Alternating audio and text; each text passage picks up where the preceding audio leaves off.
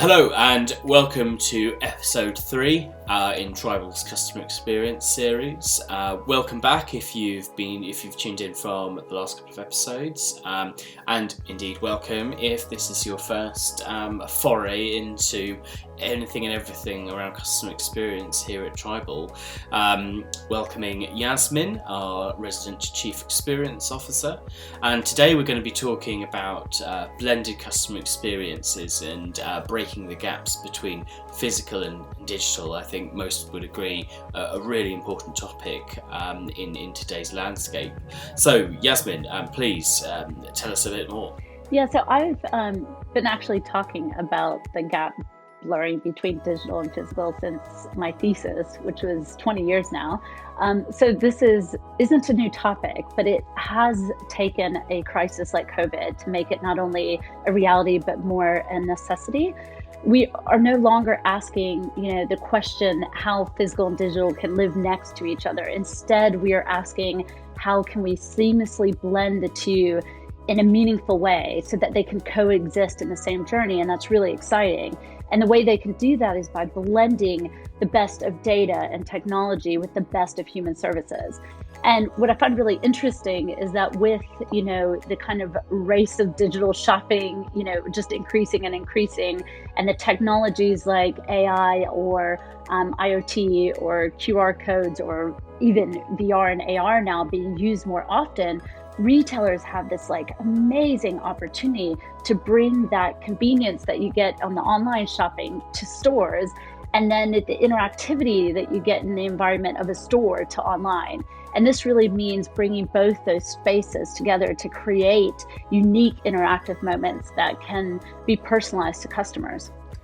That's really interesting, Yasmin, and I think you'll agree that a large proportion of brands are still really playing catch up in order to be able to meet the needs of the consumer in 2021. And clearly this involves multiple business verticals working collaboratively, across tech, digital, marketing, ops, and so on. And to many businesses currently going through such change, what would be your sort of top tips to identify the sort of starting points and drive collaboration both sort of vertically and horizontally in the business? It's a really great question. I think, one thing where everyone needs to start is just to be honest where they are in the journey. They also need to kind of get inputs from both the business, their employees, but also customers in the market to get that total experience view, and make sure that they have a North Star ambition that not only aligns to their business strategy, but also kind of has buy-in across the organization and from customers. And I think that something that's really important and that we do a lot, as with our, clients, is mapping out what that future customer journey is and aligning it to that North Star so that you are working towards something, and just really making sure that your ideas aren't just future ideas, but some of them can be action now.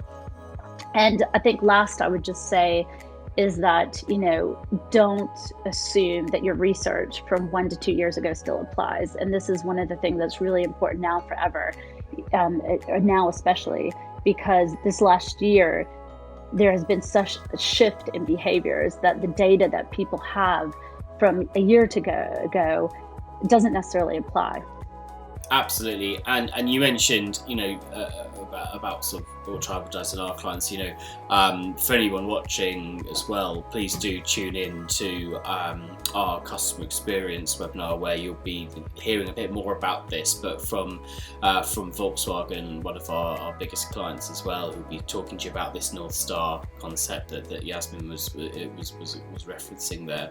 So Yasmin, I mean, what would you say are the most important consumer trends to be aware of and are most likely to become established, and which are the trends that you can see reverting back in the short term, because there's a lot being said out there at the moment when it comes to sort of consumer behaviour?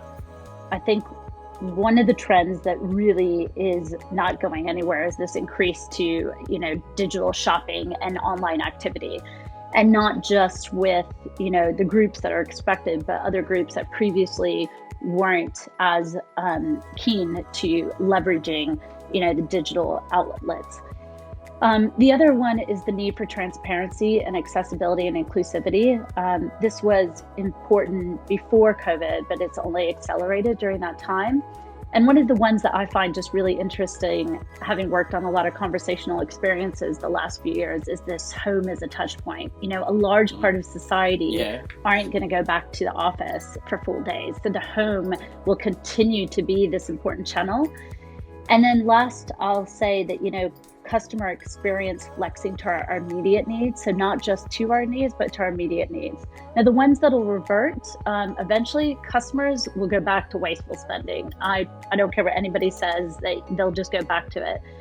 Yes, there might be a small percentage that won't, but at the end of the day, they'll go back. People will not be focused on cleanliness as much or in the same way as they are today. And then once again, there's going to be this divide between our work life and our social interactions. At the moment, they're kind of all blending, but it will go back to, being outside again, interacting with people, traveling. So those will have a divide.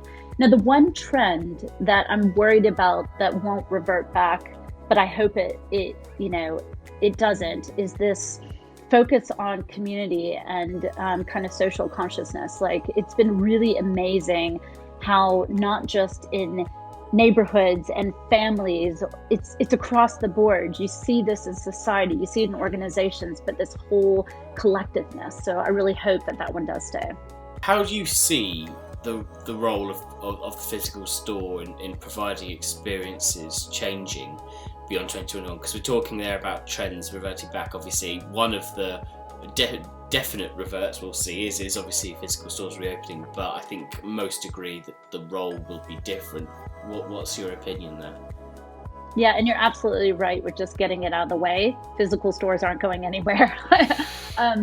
But I think that, like you said, their role is changing, and you can see this, and you can see the importance, first of all, the physical store, with even the likes of like Amazon and Alibaba, opening their stores. However, retails really need to rethink how they exist within that space and the overall customer journey. I think in the past, stores have, or companies have, let stores kind of be in their own silo department and kind of function in its own way, and digital has kind of functioned in its way.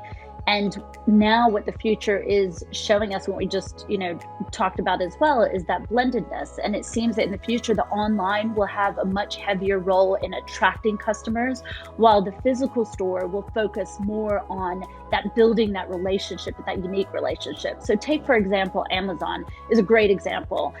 Amazon has attracted tons of customers, not only through its .com, its app, but also through other digital channels, whether Alexa or Audible. Now, when an Amazon Go store opens up in your city, all you need to do is go in with an app and to enter the store. But once you're there, you get to take use of things like the walkout technology, which is a service that nobody else is offering in a store at the moment. So I think we'll see a lot more of this kind of data lever being used, the online and offline really blending itself and really starting to complement each other across the whole journey.